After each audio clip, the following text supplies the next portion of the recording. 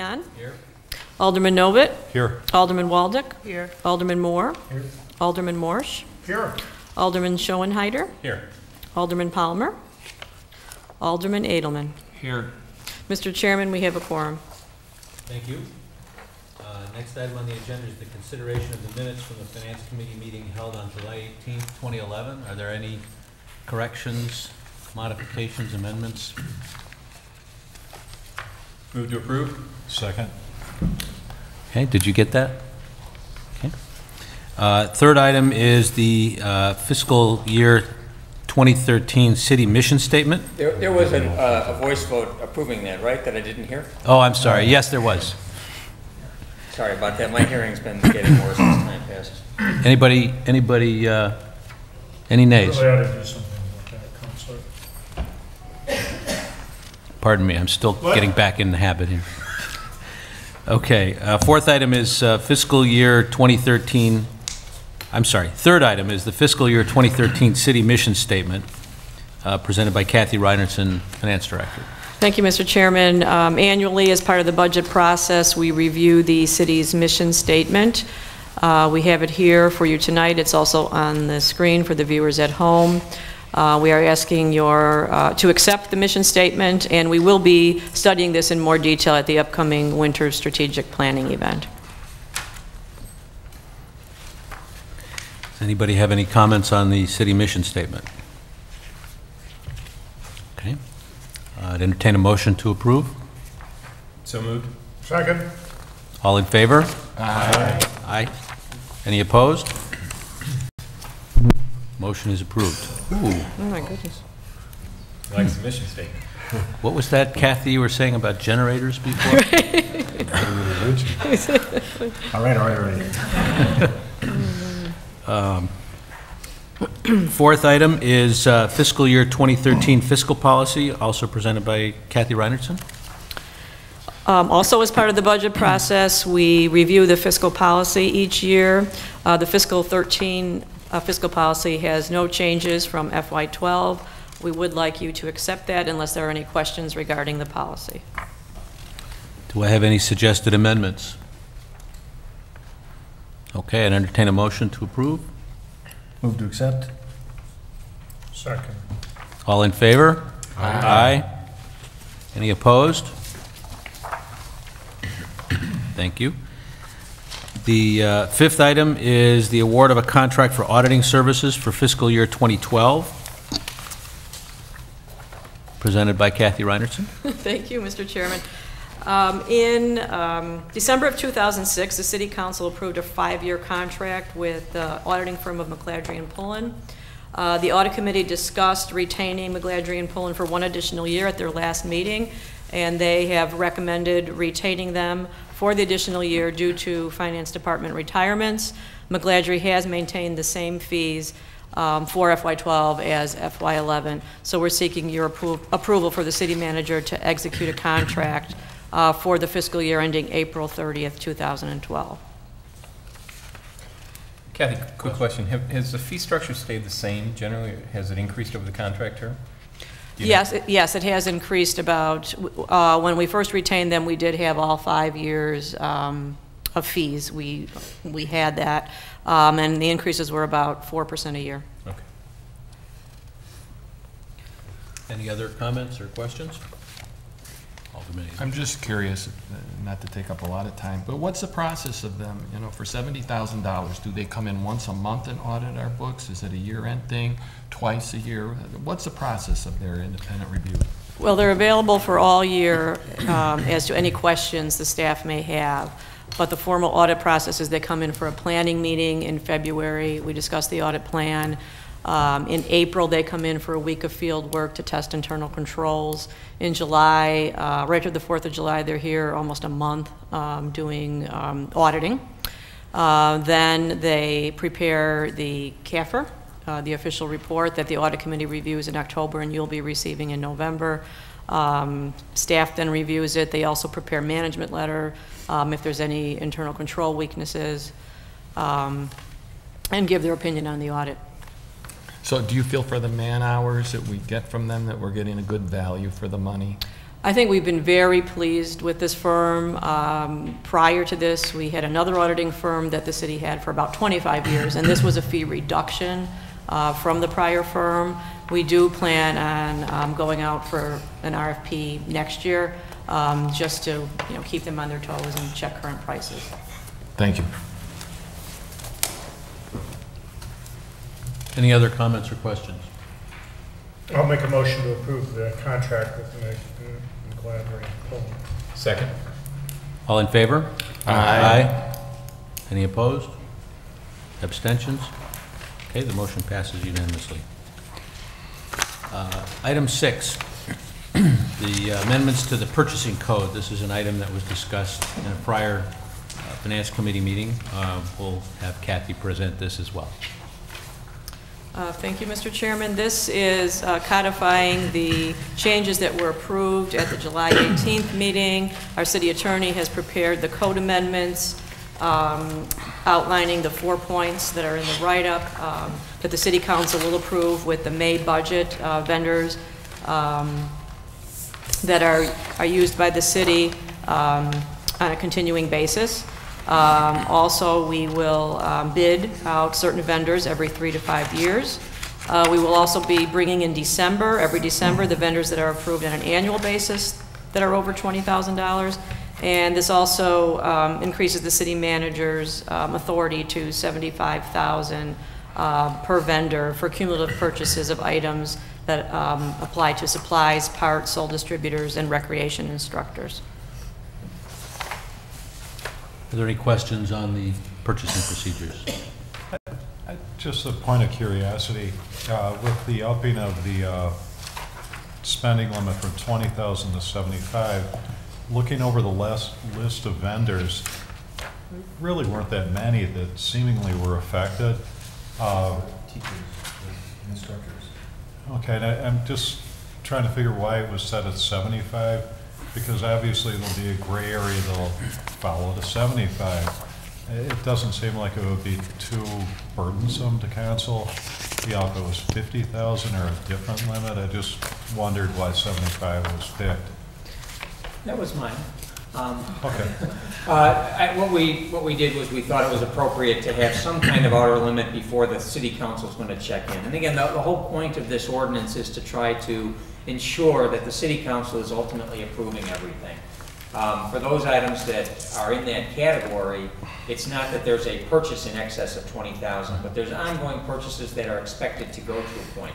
There were 2 limits. One was that it has to be within the budget approval amount, and the other, and this was somewhat arbitrary, was to take 75,000. And what we did was we actually looked at what was the high limit of the gray areas in the most recent budget, up that a bit, figuring that there would be some, some increase over time, and use 75,000. That may require at some point in the future to re-examine that, but I think that's an examination that the council should actually undergo at some point if we're going to extend it, because the whole intent is to avoid having expenditures without ultimate council oversight. And this is a way of trying to strike a balance. We talked about this back in July. We could literally have every invoice come to you for approval. I don't think any of you were jumping for joy about that notion. And so we came to this melange of approaches to make sure that there's adequate council oversight on the one hand without overbearing approvals on the other hand. Which I appreciate. It's just, again, it's kind of the thought of, geez, we're in a challenged financial time, and the ceding of authority on oversight of items, expenditures, I don't know if that's the message I really want to send right now. And I'd be kind of in favor of a lower limit, but 75 seems to be an arbitrary higher number. I don't know if it creates more of a burden for the Finance Committee. If you were to look at the list of that grouping, I think the highest was 67,000, or I guess 65,000. And it was on that basis that we rounded up. If the council would prefer to have a lower number, that's fine. Again, that was more or less pulled out of the air as far as I was concerned. I wanted to try to keep it consistent with the vendors that had been identified back in July and that were on the list, and I wanted to at least be conscious of the fact that there's likely to be some movement in that number. But ultimately, where the council does have control, even within this particular approach, is what it sets as the budget amount. Right.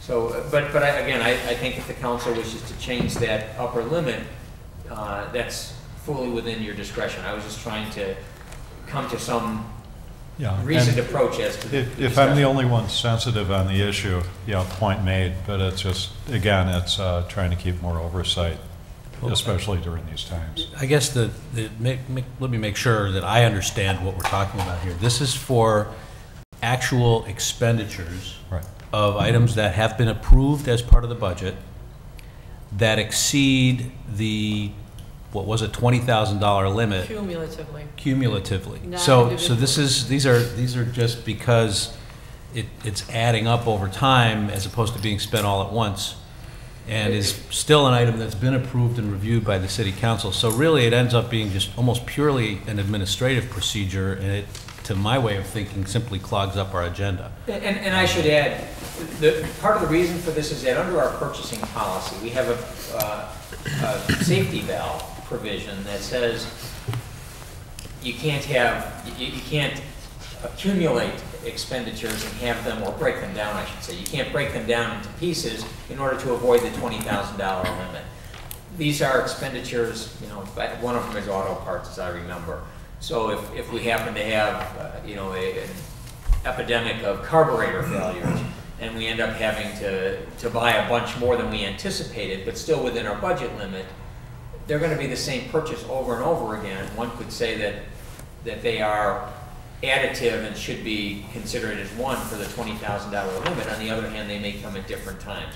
So we're trying to be sensitive to both ends of that issue. We still have the provision that we can't take a $40,000 contract, break it into two parts, and say, oh no, they're 220s. But for these particular ones, because they're kind of unpredictable purchases that will depend on a variety of factors, when we talked about this in July, and what we've tried to do in this draft ordinance is try to identify those limited numbers of repeat purchases that, just because of circumstance, may go over the limit. Yeah, the only thought is, and I understand, the repetitive purchases and it's a cumulative effect. It's more of what level are you going to have where you're going to report to council to kind of tick our cautiousness of these expenses. And 20,000 seems to be a large break, going up to 75,000. I was just maybe suggesting if we want to increase this maybe to a little softer level, maybe 50,000. That way we're gaining the consciousness of the expense.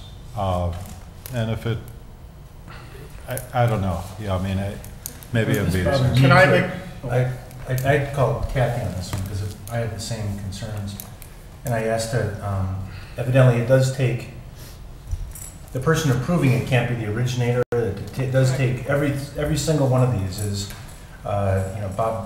Bob's got the, would have the authority this way with 75,000, but he could only be approving someone else's expense. He could, if he authored the expense. Then what would happen, and someone else would have to be Bob never enters expenses. He doesn't, okay. No, he doesn't. It's because I was concerned that he could hire somebody for $74,000, but the fact is that, not that I was worried about Bob hiring somebody for $74,000, but along the same line, and I spoke to Kathy on the phone, and it said, there's good controls. There's a minimum of two. Because I was along the same line of thinking. Yeah, it's just being aware. Can I just make a suggestion, perhaps? Sure. Why don't we just disclose them? Might solve the problem. Just report them on an annual basis. Yes. They already are reported. Yeah, as long as we do that, I think then everybody it comes to light. And, if there's a question, somebody can raise a question. Yeah, there also is another. I should have put this in some context. I mean, this is just a couple of provisions in our overall purchasing policy ordinance, and then we also have an administrative policy that implements and expands those ordinance provisions. We do, as Kathy mentioned, have a series of checks and balances for all of the different types of expenditures, whether they are bid, whether they are based on quotations, whether they're sole source. and who has to approve them, who can't approve them, and who ultimately has to sign off on them. So this is not the one plank that we're relying on. This is just additional planks of what has already been an established purchasing arrangement. I've also come to understand that the chairman of the Finance Committee has to approve the entire check register every month. Yes, congratulations. Okay, okay. Now I feel more comfortable. Okay. That may make you feel more or less comfortable, but somebody's doing that. I'll make a motion to approve. Second? All in favor? Aye. Aye. Any opposed? Okay, motion carried. Thank you, Kathy. Next item on the agenda for the Finance Committee is other business. Do we have any other business? Alderman Edelman? Yeah, and this comes off the one-page matrix titled Gray Area Vendors that had to do with this ordinance that was just approved. The $525,000 kind of jumped off the page at me for professional benefit administrators. So the question that arises from that is, how many city employees do we have in total? There are about 220 full-time city employees. 220? Yes. So you're telling me we're paying $2,500 per person effectively for professional benefit administrators for employee health insurance administrative costs? This is stop-loss payments. Diane Hall, I know you know the vendors better than I do. There's stop-loss, there's administrative fees for the Claim processing. the HRA plans, the dental plan.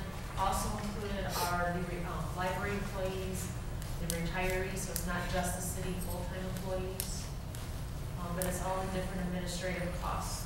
But this is not health insurance premiums. This is just administrative costs. It's a portion of the premium. The total premium goes, is for the administrative costs, and it also goes for building the reserves to cover the costs of the actual claims. But this is just the administrative part for our different stop-loss coverages. All right, well, I'm lacking the expertise to have any idea whether that's in the ballpark or not, so I turn to some of you fellows who might work in large employee environments. But I mean, doesn't $2,500 a person seem like a lot? Well, it is, she indicated stop-loss payments and a variety of other costs. What's a stop-loss payment? Yeah, thank you for asking.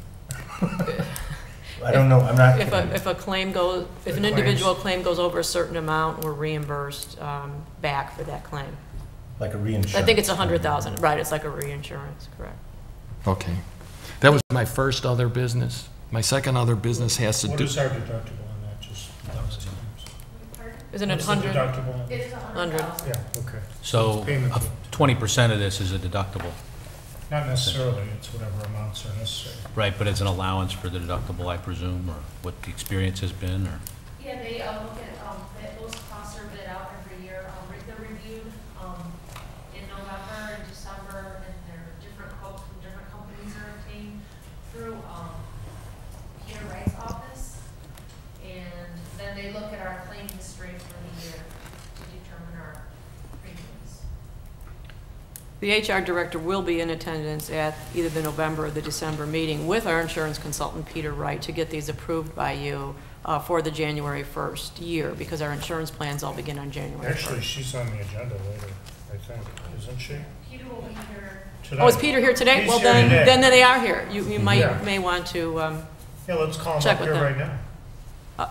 Oh, they're not no, here. they're not in the audience, but they will be here later. Correct. Okay, we'll take Mary then. Arsdale's item in the regular agenda. Oh, she's not here either. Okay. So Alderman Edelman, do you have another comment? I do. It has to do with 4 other line items on the same one-page matrix titled Gray Area Vendors. They're recreation related. Olson Transportation, $45,600. College Park Athletic, $44,000. Adult oil painting, $24,190. And then karate instructor, $44,775. And my question, and you can anticipate why I'm asking it, is do the tuitions we collect for these programs pay for these expenses? Yes. In other words, are all the bus fares paid for by the campers?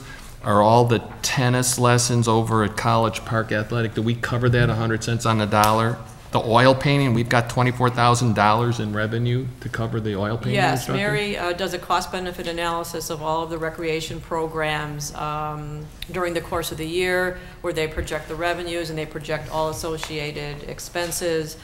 They have a methodology to determine whether the program is worth offering, if we have enough participants. So yes, we do receive revenue to cover the costs of the program. Some programs receive more revenue than others, but she balances out all the programs overall so that they all are covering costs. Okay, we got that many karate students? No, these are just some of her, these are probably the big hitters of her programs. Yeah. She has, she's not here, but hundreds of programs. They're not all on this list because they're smaller programs. Okay. You'll be pleased to know that those things show up on the check register every Yes. month, and you just nailed pretty much every one that I asked about. The first couple of months I had to go through the check register. Great minds So, think alike. Yeah, I mean, they're just, it's, you know, you see the name of a person and you see a big number next to them and you say, you know, what's this all about? So, A number of years ago, we did a complete review of all the programs within Parks and Rec, Mm-hmm. to your very question. Oh, good. And looked at each program, as Kathy said, each program to, you know, make sure they were kind of holding their own. And balancing out, you know, not everyone is cost plus and makes a profit, but not, you know, we took out the big losers, and that's how she does it, is kind of winnow out the losers, and we do it she does it over time, because we have people that are committed to these programs and Yeah. participating. Well, you know I'm asking in the context of the golf course, which is going to come up later this evening, and the argument that a lot of people are making about, does it really have to be 100% self-sufficient as an enterprise fund or not? That seems to be a big issue by a lot of people. Thank you. any other business items? Chairman, we do have Chuck Myers, superintendent of Park and Rec, for the online drainage. We just discussed. We can do that now if you wish. Well, why don't, I think we have to finish the Yeah, agenda. let me finish, right. Let's And finish. then, We'll open you up. We'll adjourn the finance committee meeting and then, is that appropriate procedure? I We would think can that keep it we'll open. finish the items on the agenda and then just take those other items up for information as a preview to the council meeting, but part of the finance committee still. Okay, the next item on the finance committee agenda is an opportunity for the public to address the finance committee. Is there anybody from the public that would like to address the finance committee? Keeping in mind that there's going to be a city council meeting in a half an hour. There being none, I would entertain a motion to adjourn the finance committee. And I think at this point, if you'd rather defer that adjournment and allow the presentation on the Okay. park, Town Line Park, that'd be appropriate.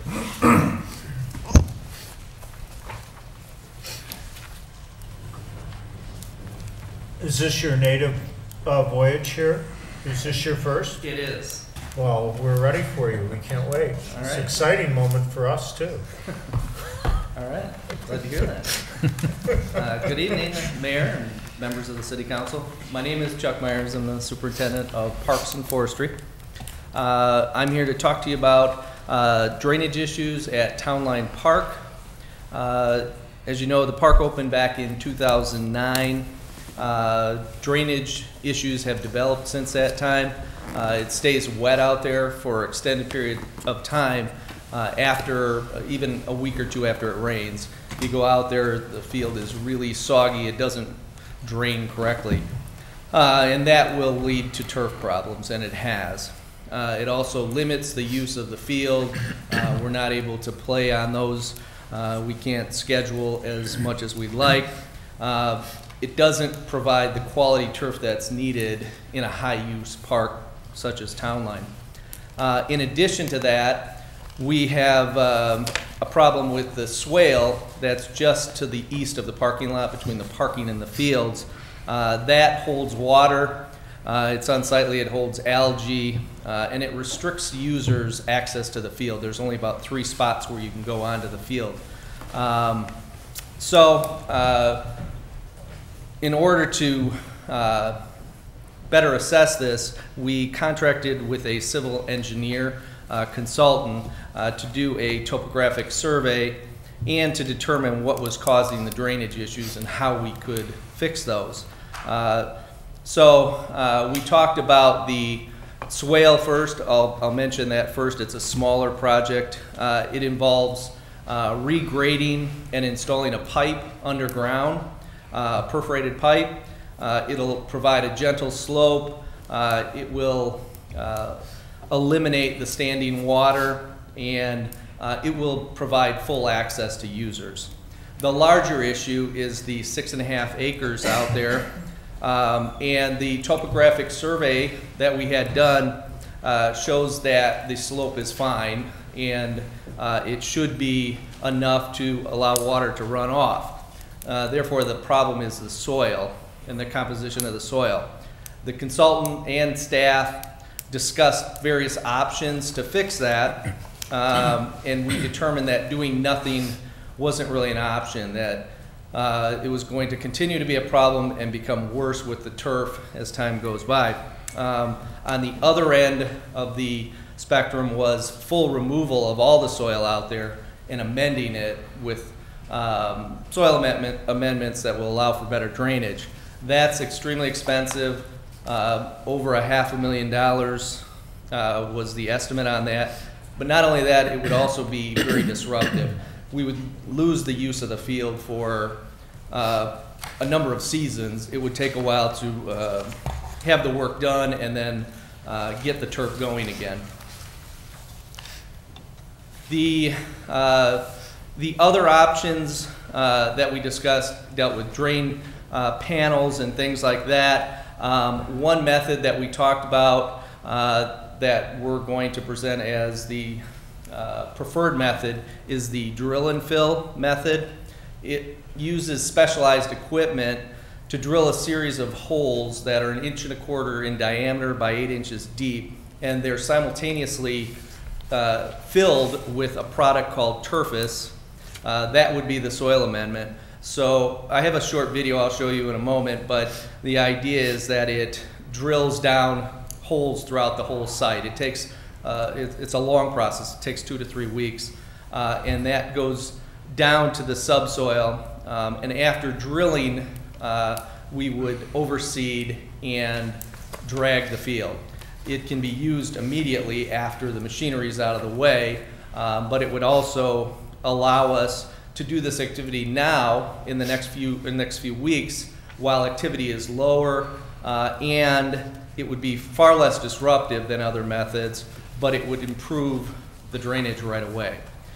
We would be ready to go then. The field would be seeded, and it would start growing new grass to fill in the spring. The drill and fill is far less expensive, and it does not disrupt the play on the field, and that's a really important part with town line. With this improvement method, we hope to also be able to increase the usage next season. Video. Down there. I'm only going to show a couple minutes so you get the idea.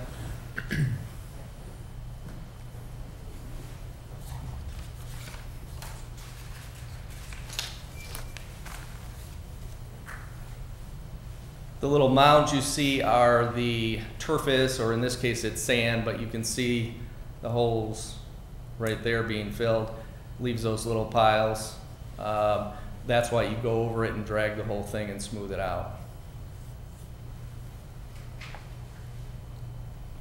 Obviously, a very slow process to go over 6.5 acres like that.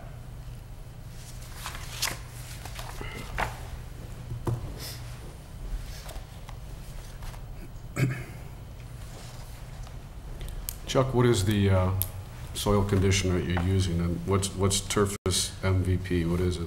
Turfus is a crushed ceramic product. It's superheated to 1500 degrees, and it becomes a wick for moisture. So it's a product that is commonly used on the surface in ball fields, but in this case we're injecting it into the soil. So best way to think of it is a wick, a giant wick that'll pull the water off the surface and pull it down into the ground. I mean, what is the material itself? I'm just Well, actually, here's a sample of it so you get an idea. It looks like a very coarse, gravelly material. You can take a look at it.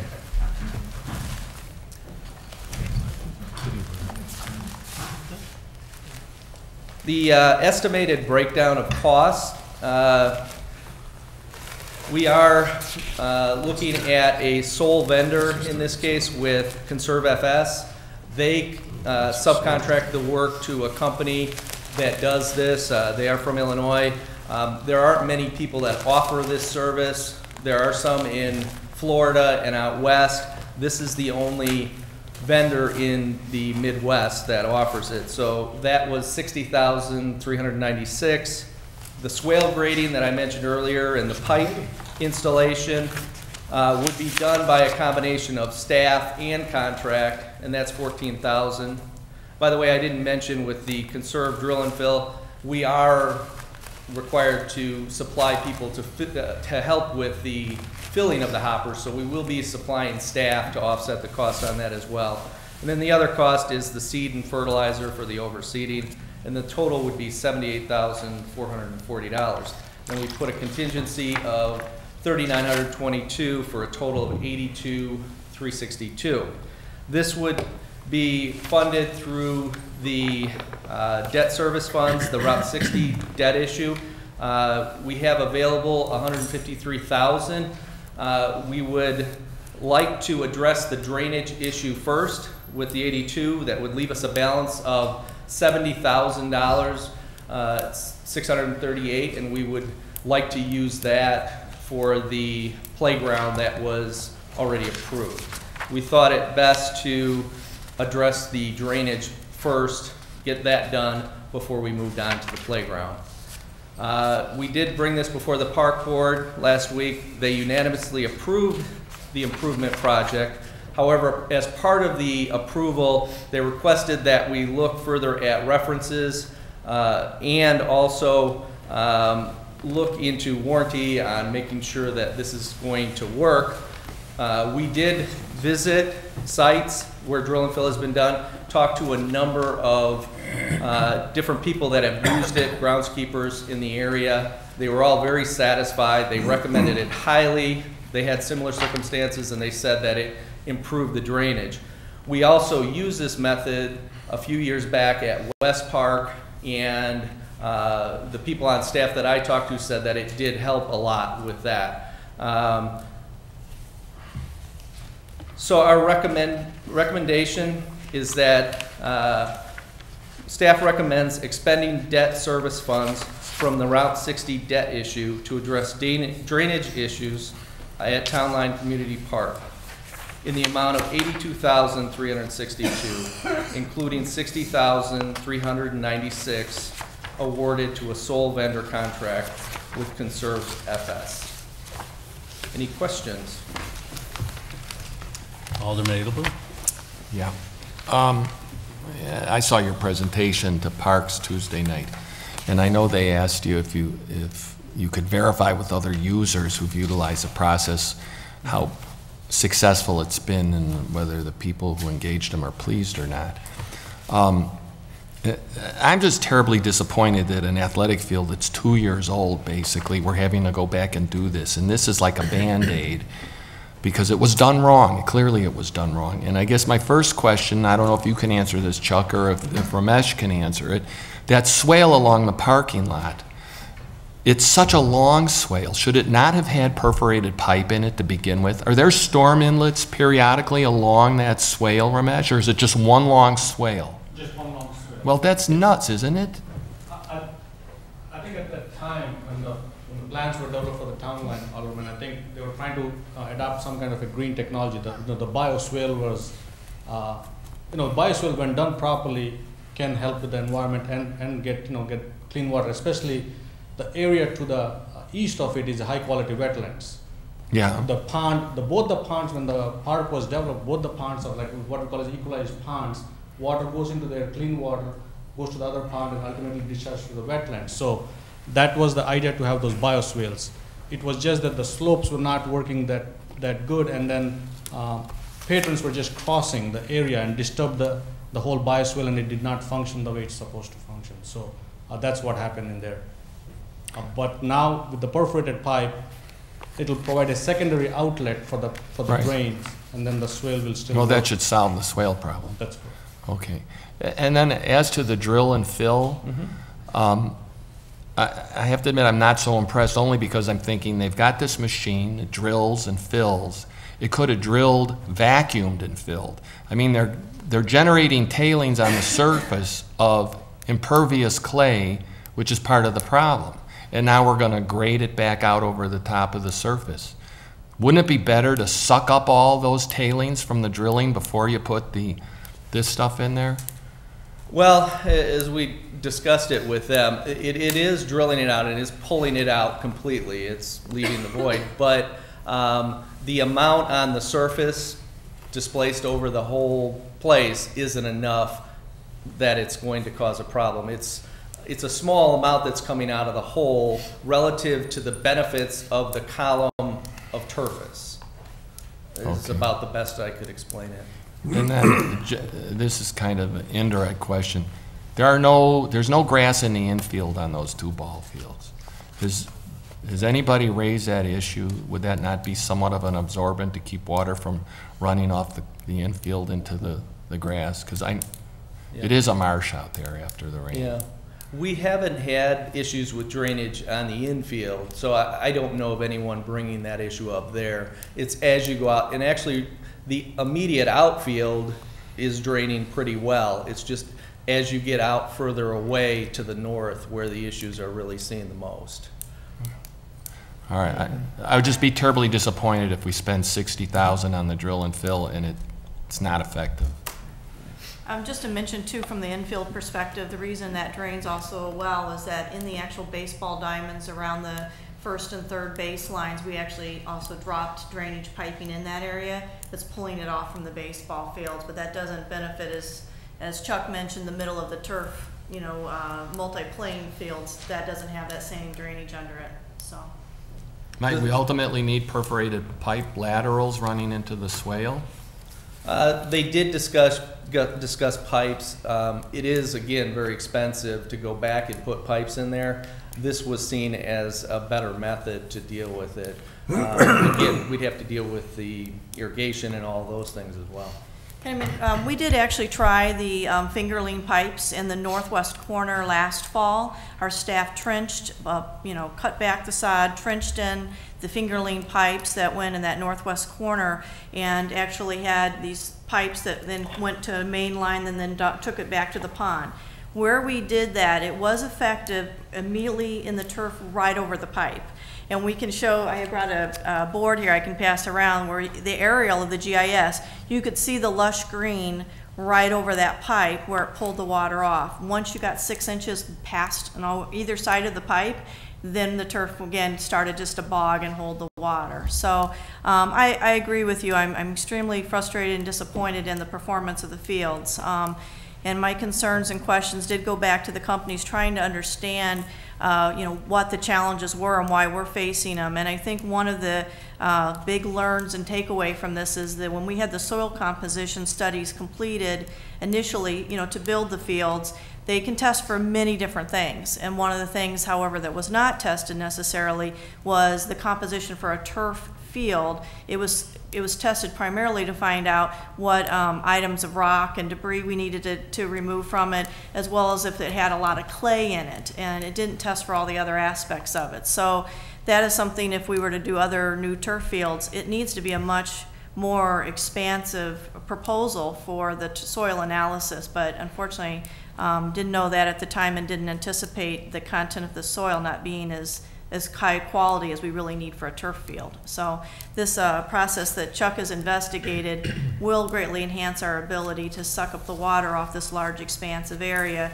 allow the roots to grow effectively and get that lush turf, I think, back that we really need and will be long lasting out there. So. Other questions? So we're going to get references on this machine? It looks so kind of like a neat trick. We're going to get references. We do. We have the references. We have, because it just says most ideal in the proposal, so. I'm sorry. We have references from other. Yes, we do. Yes. On big areas like this? Yes, they have done it. Actually, even close to us, Grays Lake has done it, North Park, and I visited those. But I called a number of other ones too in Des Plaines. They were all very satisfied with it. They all use the same vendor, obviously, since they're the water's going to go get wicked into these holes, and if we get more water, then we're going to have, what happens in it? Well, do they fill up? I mean, are we drilling into? We're drilling down and we're creating place for the water to go. It'll be removed much quicker. It'll be pulled down. If we have torrential rain for a week, no turf is going, no situation is going to be that great. This will allow for normal rain, a regular spring that we have, it will drain. What we had out there wasn't at all draining. I mean, people would comment that it was 2 weeks later after a rain and you'd think it was dry and you were walking in water. So that was the problem. And then it turned rock hard, as you might know, later after it did dry, rock hard. So when we check the references, we'll be doing a full-blown proposal to see what their soil was, to see if we have the same problem. Because I don't know anything about dirt. I really don't. I'm not in the food business. But if we drill a bunch of cups into clay and fill them full of something like the sand, like this material, what's it called? Turfus. Turfus. And then it rains and all those cups fill up with water and turfus. And it gets a little bit more rain. Now it's just like and again, I don't know what I'm talking about, but I'm picturing a cupcake tray full of water. Well, what we're sand, but it would still have the water in it, unless those holes would let it drain below. Well, what they're doing is giving time for it to be dispersed. So the small columns of turfus are numerous. Really, the objective is to amend the soil. Ideally, a soil would just absorb all of this. What it's doing is the best way we can to get it down there so that it is released into the root zone. So we really, as far as talking to references, we are relying on Conserve FS and their expertise in turf management. They do have, they work on many of the athletic fields in the area. They do the Bears field right next to the MS Center. So they are very respected in the field. We're relying on them. They were involved with the soil test. They've told us, that the one in Des Plaines is a good example of a similar situation. And we'll verify that, because it would just be silly to make the same mistake twice, that's all. And we certainly don't want to go into this lightly. We feel that this is the best option right now to go with from our research. So we have done the homework, and believe me, we don't want to come before you and tell you that this didn't work by any means. I had a question for Mary. I'm sorry, Mike. Go. You were here, Mary, several months ago to get the approval for the playground project. Have you committed any of these dollars already? How far are you in the process? For the playground? For the playground? No, we haven't committed anything.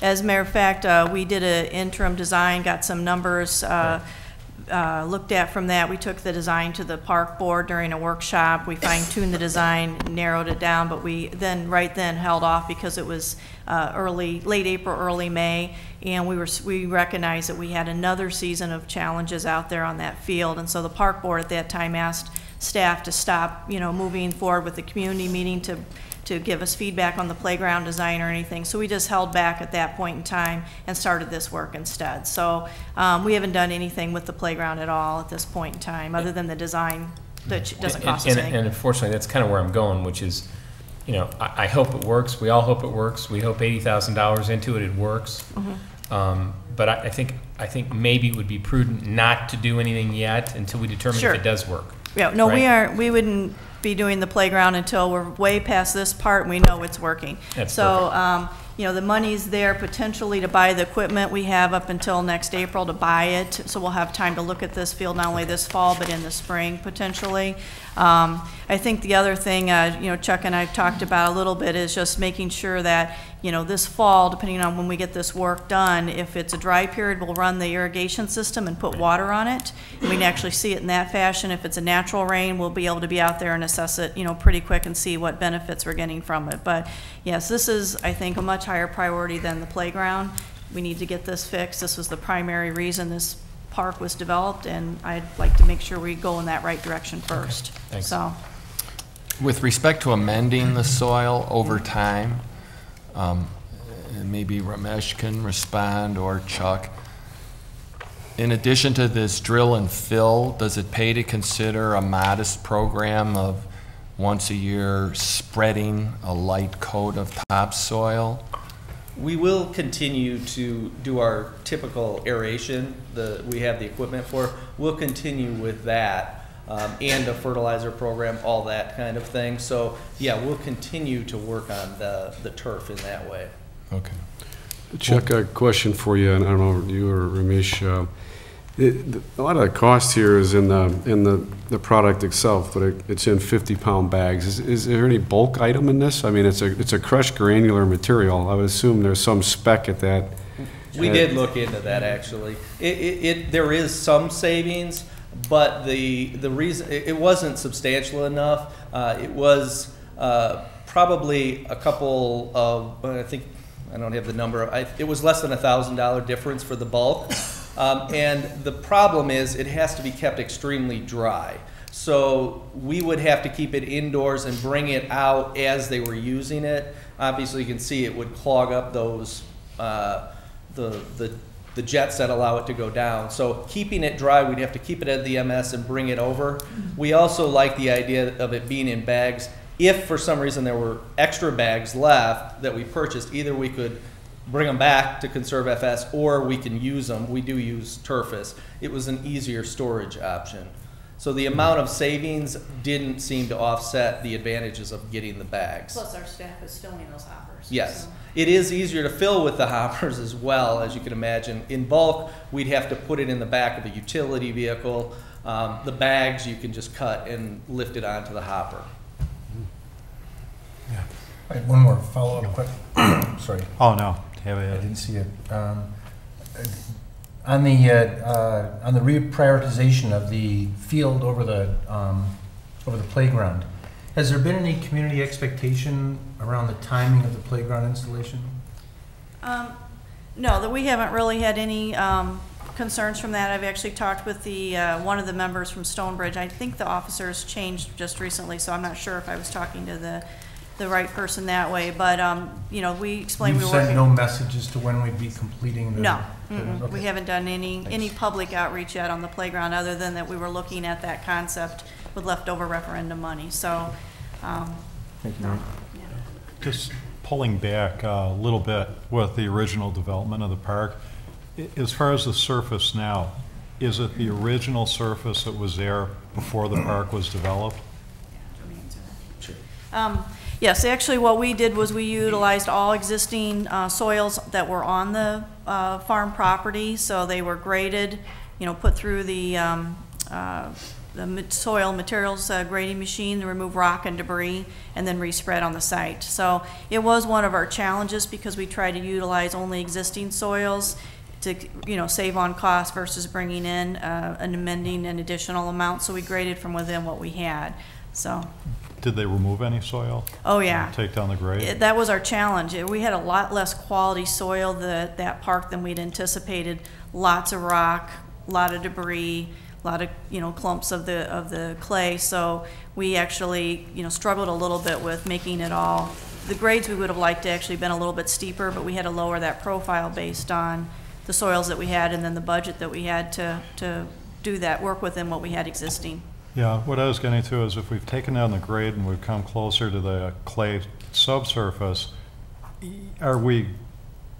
will this really cure it? I mean, you're going to need some type of, maybe a grade that's going to drain the surface, because you're seemingly going to just be piling up water on the existing clay subsurface.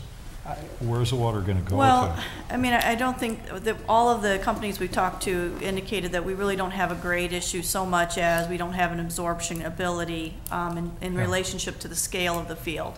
So the goal is, again, to take it down lower, hold it in an area where the roots can take it up, and you actually have the turf itself that's growing help us absorb that water instead of just sheeting it off the top. So in some ways, it'll be a much enhanced collection system than just sheet draining the field. Yeah. So But conceptually, you have a surface, it's not protected by any trees, it's out in the sun, and we have areas that for 2 weeks after it would rain, you'd have a pooling of water on that surface that wouldn't dry, so it's being held in by some sub-layer. slowly absorbing. It almost seems like you have to remove the water from the surface. There has to be some grade to get it to drain instead of sitting flat.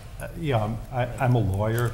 I guess what we're trying to say is going to go down and across, which right now we're assuming it's going to go across and it's just sitting there. So Yeah. we're trying to do it as a cooling. dual approach, which we think should, as the companies have told us, that's really going to give us a much better option to address the problem. Yeah, I'm just concerned that in the speed to try to do something, that we're not exploring all options to get the final solution to it. Right, to your point, Alderman Novity, right, the grade is there, the grade is going towards the pond on Route 60, so there, it is heading north. It's just that the subsurface, it's like a hard clay, and there's like 8 inches of gap. Right now, the water just soaks and sits on that 8 inches. Yeah. This product will help hold that water, instead of holding it in that grassy, 8 inches of grassy area, this product will hold that water, which will provide that dry surface for the fields to be used. And during heavy rain events, as Alderman said, it's just going to be sheet draining off. So during heavy rain events, so it's just a temporary measure to help during those less period of rain events where that 8 inches because of the number of holes it has, those 8 inches will hold the water for much longer time and give us a dry field. Ends up being a good thing because the water is just being held down there. And obviously, within days, the surface is dried out like we want it, but the roots still need the water, so they're going to be sucking it out and benefiting from it. So it's a temporary reservoir in a sense, but there's lots of them. Yeah. Without belaboring, just one thought, has there been any thought of maybe doing it over a smaller surface to see if it's successful, and then going for the greater area? We talked about it. We did actually look at the size of the field, and we scaled it down some. We looked at areas that aren't as bad, like I said, just on the outfield. I think it was our opinion that we needed to address the whole thing. It would be an option to go piece at a time, but and some of the other managers that I talked to did because of the expense, but we thought that we would like to see the results on the field so that we could, resume full play. Is there some sense of how much of the $60,000 is mobilization cost? I mean, if that machinery looks like it's pretty not so easy to move around, and so if they have to come back 2 or 3 times, you may have significant additional cost? Just a 2-week period. They're going to come out in October and get it done. This company is in pretty high demand.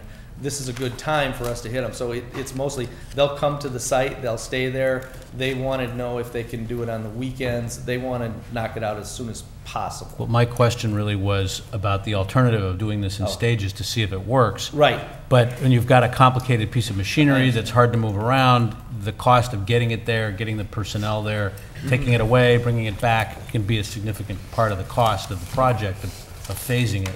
Yes. So I don't know what percentage of the 60,000 is tied up in the sort of mobilization component, but do you have any sense of that? You're correct, and doing it multiple times would add, like anything else, having it done multiple stages is going to cost overall. I don't have the amount, but that would be correct. Can I make a recommendation that we continue and make a motion that we adjourn the Finance Committee meeting? I'd be happy to call for such a motion, yes. I was just recommending them. Your recommendation is accepted. Second. Thank you. All in favor?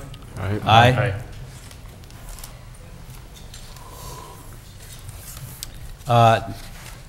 We are adjourned, right? Adjourn. Anybody abstain or object?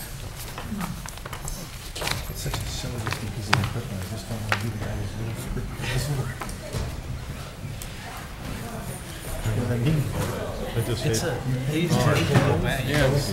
Well, it sounds like we were